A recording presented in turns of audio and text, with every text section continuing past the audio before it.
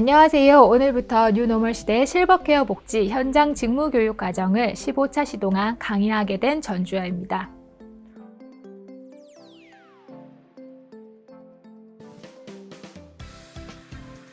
본 과정은 노인복지시설의 기본 이해에서 출발해서 노인복지시설의 주요 현장 실무와 관련된 내용을 중심으로 이루어지는데요.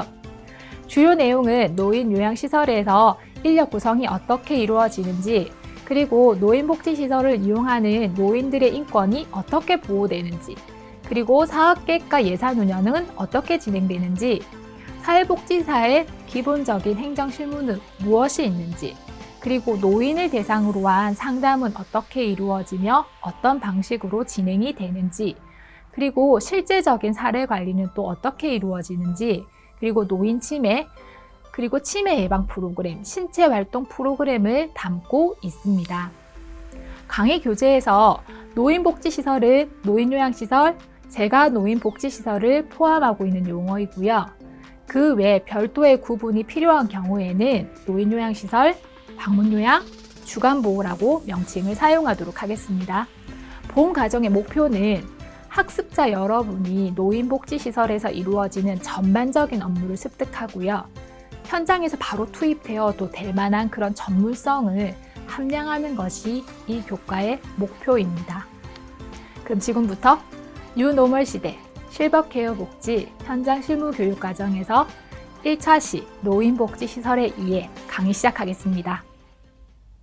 본 과정에서는 노인복지시설의 핵심인 노인장기요양시설을 중심으로 진행이 됩니다. 학습 목표를 보시겠습니다. 노인복지시설 종류와 유형을 이해한다. 그리고 노인복지시설의 운영 원리를 알고 노인장기요양 기관의 특성을 이해한다. 입니다. 노인복지의 개념부터 짚고 가겠습니다.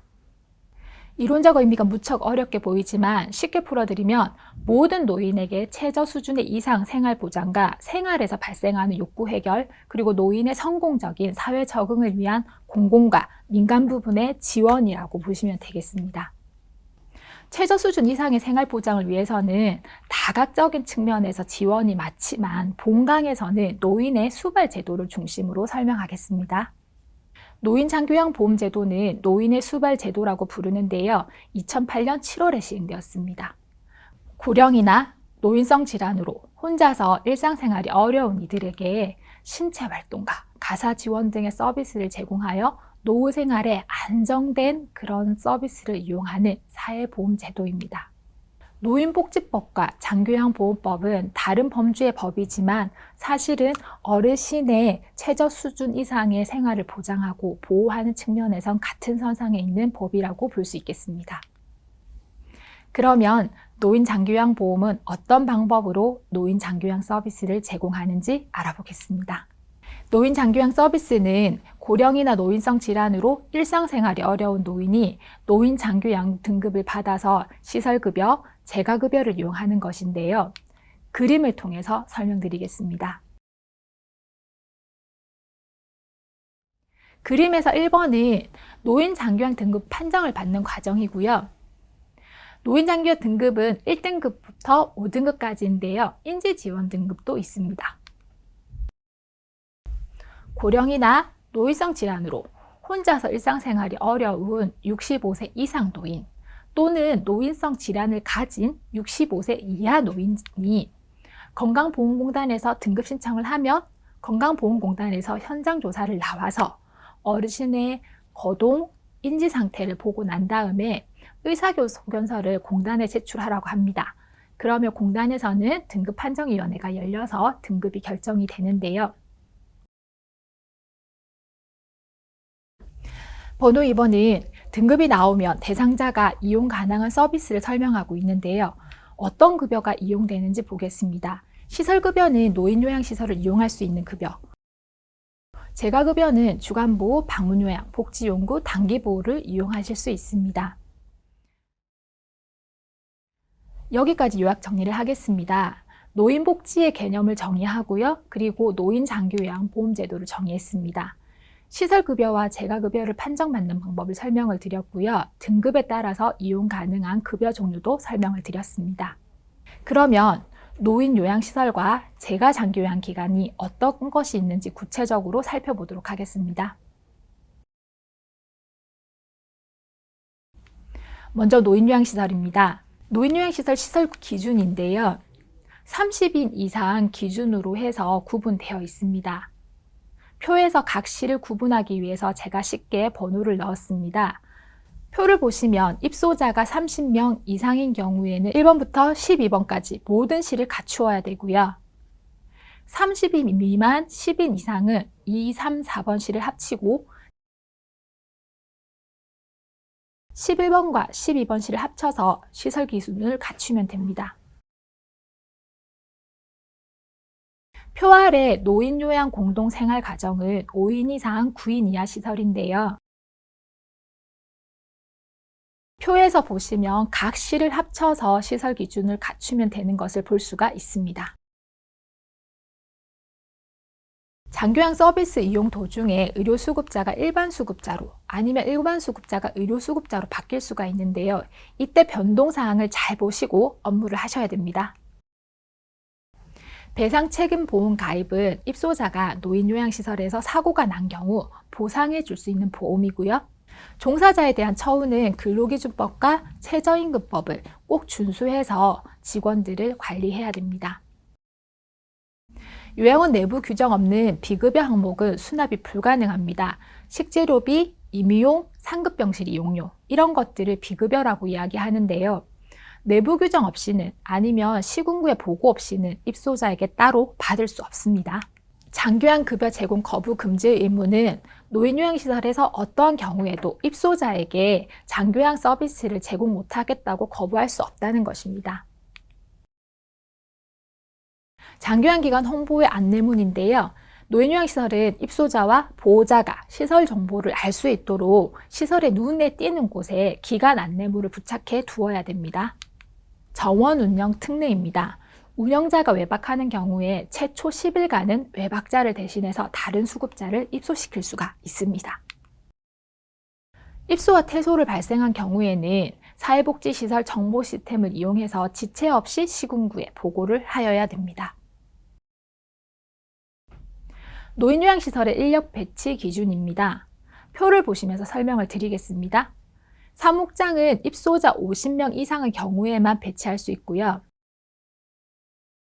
사회복지사나 물리치료사는 기본 1명을 배치해서 입소자 100명이 초과하면 다시 1명을 추가 배치합니다. 1회 급식이 50명 이상인 경우는 집단급식소가 신고돼야 되고요. 영양사나 조리사를 의무 배치하여야 됩니다. 시설장은 사회복지 자격증 소지하거나 의료인이거나 그런 자격을 가져야 되고요. 사무원은 50인부터 배치가 가능합니다. 지금까지 노인요양시설에 대하여 알아보았는데요. 노인요양시설의 요약 정리를 하겠습니다. 노인요양원은 어떤 시설 기준을 갖추고 있는지, 그리고 어떤 어르신이 입소할 수 있는지, 그리고 입소했을 때는 어떤 절차가 있는지, 그리고 입소자 조치 사항, 그리고 장교양 기관에서 준수해야 되는 여러 가지 사항, 그리고 장교양 기관의 인력 기준 순으로 살펴보았습니다. 다음은 재가 장기요양 기관에 대하여 알아보겠습니다. 재가 장기요양 기관의 종류에는 방문요양, 주간보호, 방문모교, 복지용구, 단기보호 이렇게 있지만 본강에서는 방문요양과 주간보호를 중심으로 다루겠습니다. 방문요양 서비스는 가정에서 일상생활을 영위하는 노인이 신체적, 정신적 장애로 어려움이 있는 노인에게 요양보호사가 가정에 방문해서 신체활동과 가사활동 서비스를 제공하는 것입니다. 방문요양 이용 대상자를 보시면요. 장교양급여 1등급에서 5등급자로 심신이 허약해서 가정에서 보호가 필요한 분을 이야기합니다. 방문요양 서비스 내용은 세면도움, 구강관리, 몸청결, 머리 감기기, 몸단장 이런 것들 신체활동 지원 서비스에 해당이 되고요. 그리고 음식을 해드리고 청소를 해드리고 세탁을 해드리고 주변 정리정돈을 해드리는 가사활동 지원 서비스, 그리고 어르신이 병원에 혼자 못 가실 때 옆에서 동행해드리고 행정적인 업무를 해야 될 때 옆에서 동행해드리는 개인 활동 지원 서비스, 그리고 어르신에게 말벗을 제공해드리고 안마를 해드리고 위로를 해드리고, 그리고 어르신이 생활하면서 필요한 정보를 제공하는 정서 지원 서비스가 해당이 됩니다. 방문요양 변천사입니다. 혹시 기억하실지 모르겠지만 가정봉사원 파견센터라고 있었는데요. 그 가정봉사원 파견센터가 현재 방문요양으로 정착이 되었습니다. 방문요양 시설 기준은 16.5제곱미터의 면적을 가지고 혹시 복지시설에 병설된 경우에는 시설 설비를 공동으로 사용이 가능합니다. 방문요양 인력 기준은 시설장은 사회복지사 자격증 소지자 또는 의료인이고요. 요양보호사는 법에 따른 자격증 소지자이고요. 물리치료사나 작업치료사 또한 마찬가지입니다. 방문요양 인력 기준은 수급자가 15명 이상일 때 1명을 둘 수 있고요. 그리고 맨 처음에 기관에 지정 신청을 할 때는 요양보호사 15명을 두고 지정 신청을 할 수가 있습니다. 시설장은 하루 8시간 상근 근무를 하여야 됩니다. 주야간 보호 서비스입니다.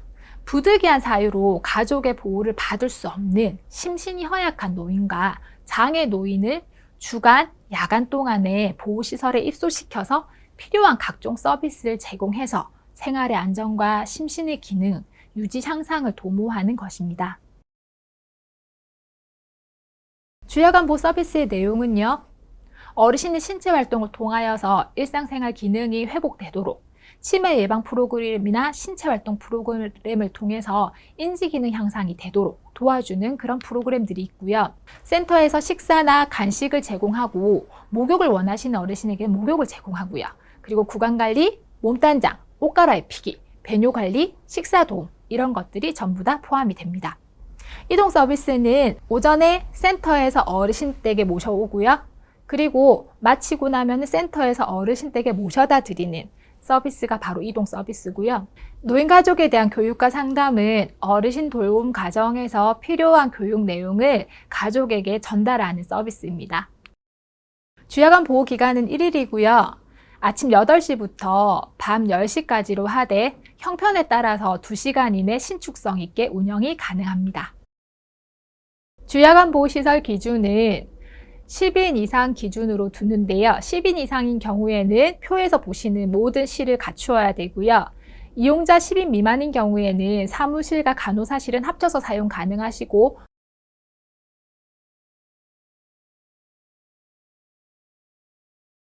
화장실, 세면장, 세탁장도 합쳐서 사용이 가능하십니다. 주야간 직원의 자격 기준은 시설장은 사회복지사 자격증 소지자 또는 의료인이고요. 요양보호사는 법에 따른 자격증 소지자이고요. 물리치료사나 작업치료사 또한 마찬가지입니다. 주야간 인력 기준은 10명 기준으로 마찬가지로 적용이 되고요. 10명 이상은 표에서 나온 모든 인력 구성을 갖추어야 되고요. 10인 미만인 경우에는 표에서 보시는 것처럼 사회복지사는 없어도 되고 사무원이나 보조원도 없어도 되는 인력으로 나와 있습니다. 요약하기입니다. 제가 장기요양 기간의 종류에서 방문요양과 주간보호를 중심으로 살펴보았고요. 방문요양 서비스는 무엇인지, 이용 대상은 누구인지, 그리고 어떤 서비스를 이용하는지, 그리고 시설 기준과 인력 기준을 중심으로 살펴보았습니다. 주야간 보호 서비스도 마찬가지로 정의를 살펴보았고요. 어떤 분이 주야간 보호 서비스를 이용할 수 있는지, 그리고 어떤 서비스를 제공하는지 시설 기준과 인력 기준 같이 살펴보았습니다. 노인장기요양법 시행 후에 노인복지의 변화입니다. 노인장기요양법 시행 후에 노인복지시설의 시장화인데요. 경영이라는 개념이 보급되었지만 노인시설의 뿌리는 역시 노인복지겠죠. 복지와 경영, 두 마리 토끼를 모두 쫓아야 되는 것이 노인요양시설의 현실입니다. 이번은 노인장기요양 기관을 둘러싼 이해관계자의 변화입니다. 노인요양시설이 영리를 추구한다는 인식 변화로 인해서 이해관계가 달라지는 모습인데요. 예를 들면 봉사자는 사회복지시설이 아니라고 봉사 대상에서 제외되고요. 후원자 또한 일반 노인이 이용한다는 이유로 후원을 거부하는 그런 모습. 이런 것들이 대표적인 예라고 할 수 있겠습니다. 3번은 수익 구조의 어려움입니다. 입소자가 퇴소를 해도 직원 수는 그대로인 상황에서 국가 보조금이 지원되던 시절에는 인건비가 그대로 지원되었지만요. 장기요양 보험제도가 도입된 이후에는 입소자가 일어나지 않아도 별도의 수입이 없기 때문에 기관 운영의 어려움이 계속 지속되는 겁니다. 본인 부담금 지불에 따른 소비자 주권주의가 커진 건데요. 의료수급자뿐만 아니라 일반 노인도 이용하기 때문에 일반 노인은 본인 부담금을 발생하고 서비스를 이용하기 때문에 서비스를 구입했다라고 생각하기 때문에 서비스를 구입한 소비자로서의 권리의식이 강해졌습니다. 지금까지 강의한 내용을 정리하도록 하겠습니다. 노인복지와 노인장교양보험제도 하에서 노인복지 서비스 제공 체계인 노인요양시설, 주간보호, 방문요양의 이용 대상은 1등급에서 5등급으로 노인장교양 등급 판정을 받은 자로 시설급여나 재가급여를 이용할 수 있습니다. 등급을 받은 뒤 이용하시게 되는 각 시설의 특성을 살펴보면 첫째, 노인요양시설은 먼저 시설 기준은 입소자가 30인 기준과 9인 시설인 노인요양 공동생활가정으로 나뉘어 갖추어야 할 시설 요건이 구분되어 있습니다. 입소 대상은 장교양 급여 수급자 1등급에서 2등급, 그리고 장교양 3등급에서 5등급자 중에서 불가피한 사유나 치매 등으로 등급판정위원회에서 시설급여 대상자로 판정받은 사람입니다. 인력 배치 기준은 교재의 표에서는 입소자 30인 기준으로 구분되어 30인 이상인 경우에는 사무국장과 사회복지사를 두도록 표기되어 있고 설명은 50인 이상인 경우 사무국장을 두어야 한다고 하였습니다. 학습자 여러분이 헷갈리실 것 같아 보완 설명을 드리면 정원이 30인 이상 시설 중에 입소자가 50명이 되면 사무국장을 두어야 한다는 것이 노인복지 사업 안내에서 구체적인 설명으로 명시되어 있습니다. 둘째는 방문요양은 가정에서 생활하는 노인으로 신체적, 정신적 장애로 어려움을 겪고 있는 노인에게 장교양 요원이 가정을 방문하여 신체활동 및 가사활동 등을 필요한 각종 서비스를 제공하는 것입니다. 시설 기준은 시설 전용 면적으로 16.5제곱미터의 설비와 비품을 갖추면 됩니다. 인력 기준은 사회복지사는 대상자가 15명인 경우에 1명을 줄 수 있습니다. 시설 설치 시 요양보호사 15명을 보유하고 있어야 합니다. 서비스 내용은 신체활동 지원 서비스, 가사활동 지원 서비스, 개인활동 지원 서비스, 정서 지원 서비스 등이 있습니다. 셋째, 주간보호는 부도기한 사유로 가족의 보호를 받을 수 없는 심신이 허약한 노인과 장애 노인을 주간 또는 야간 동안 보호시설에 입소시켜 필요한 각종 편의를 제공하는 것입니다. 시설 기준과 인력 기준은 10인을 기준으로 갖추어야 할 조건이 구분되어 있습니다. 주간보호 서비스는 생활지도 및 일상동작 훈련 등 심신의 기능 회복을 위한 서비스, 급식 및 목욕 서비스, 이동 서비스 등이 있습니다. 요양시설과 주간보호, 방문요양은 노인에게 제공되는 노인복지이지만 노인장교양보험제도 시행 후 많은 변화들이 있었습니다. 첫째로 08년 노인장교양보험법 시행 후에 노인요양시설의 시장화로 복지와 경영 2마리 토끼를 쫓아야 하는 현실이 되었고요. 둘째로 노인장교양기관을 둘러싼 이해관계자인 고객, 지역주민, 정부, 공단, 봉사자, 후원자 등과 관계가 빠르게 변하였고요. 셋째로 보조금 지원이 아닌 1인당 수가 지원으로 수급자 유치를 위한 마케팅 기법들이 필요해졌고 직원이 함께 서비스질을 개선하여 요양원의 경쟁력을 키워나가는 것이 필요해졌습니다. 넷째로 본인 부담금 지불에 따른 소비자 주권주의가 커짐으로써 수급자와 보호자의 욕구에 맞춘 서비스 제공이 중요해졌습니다. 여기까지 1차 시 노인복지시설의 이해를 정리하였습니다.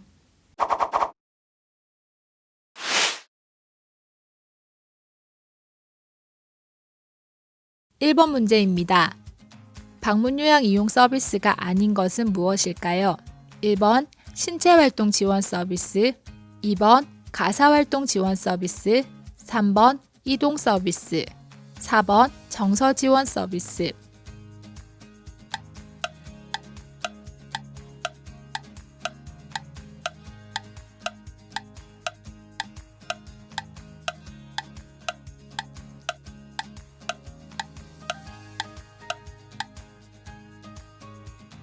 정답은 3번입니다.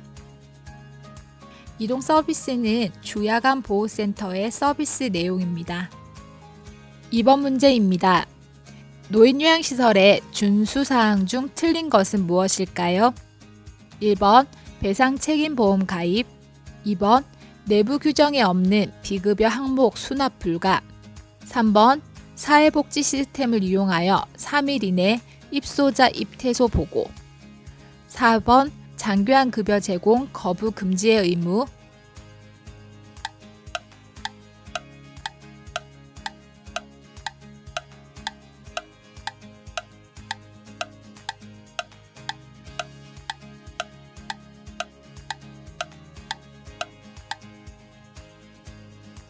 정답은 3번입니다.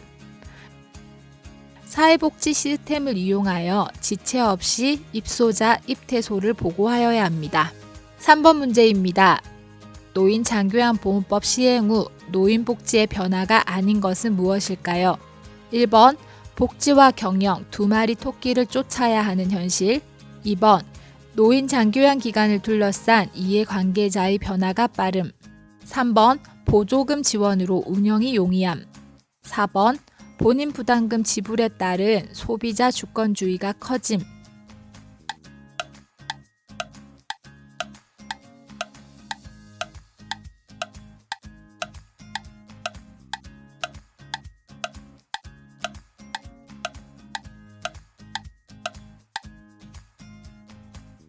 정답은 3번입니다. 보조금 지원이 아닌 1인당 수가 지원으로 시설이 운영되기 때문입니다. 지금까지 노인복지 서비스 전달 체계인 노인요양시설과 재가장교양기관에 대해서 공부하였습니다.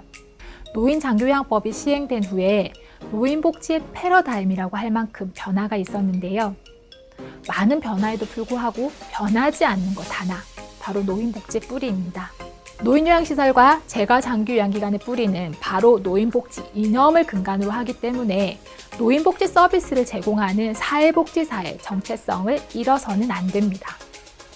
노인복지시설에 근무하시면서 많은 어르신들의 삶의 질 향상과 기능 회복을 위해서 노력해 주시기 바랍니다. 오늘은 노인복지시설의 이해를 토대로 이념적 원리를 이해하셨는데요. 다음 시간에는 노인복지시설에 근무하는 사회복지사의 실무를 중심으로 학습하도록 하겠습니다. 감사합니다.